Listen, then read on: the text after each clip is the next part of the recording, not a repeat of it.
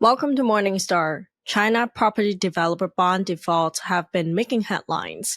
News sentiment around these defaults has always been gloomy, but defaults aren't always a negative occurrence. Why is that? Today we have Arvind Subramanian from Morningstar to share his thoughts on defaults. Arvind, credit investors often fear debtors not repaying their loans. How can defaults be seen in a positive light? Sure. Thanks, Kate. So our recent report highlighted the perils of bond defaults in a fund. But yes, there could be occasions where an asset manager would intentionally buy a defaulted bond if the price of that bond has already factored in an eventual default in the hopes of reaping a recovery in the future.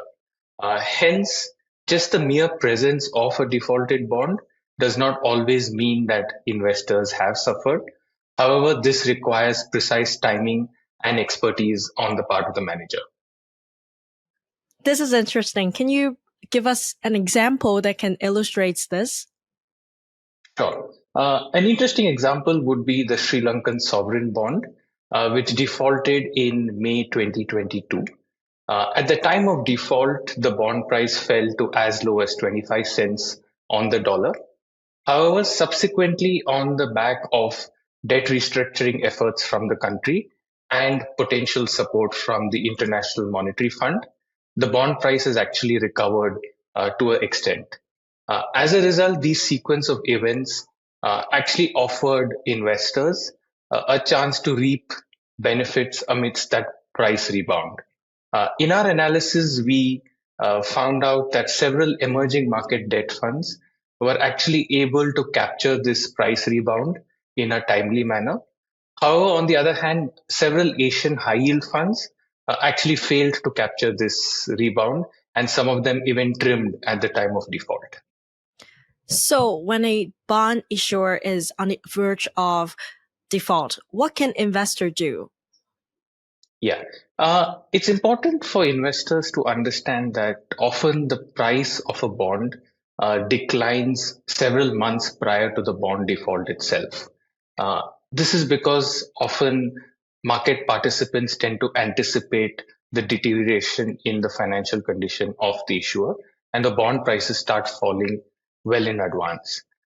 When investors evaluate funds which hold bond defaults, it's important to look at not just the portfolio weighting at the time of default, but also look at the holdings of the portfolio several months prior to it, because that is when the bond prices tend to decline and investors tend to suffer the most.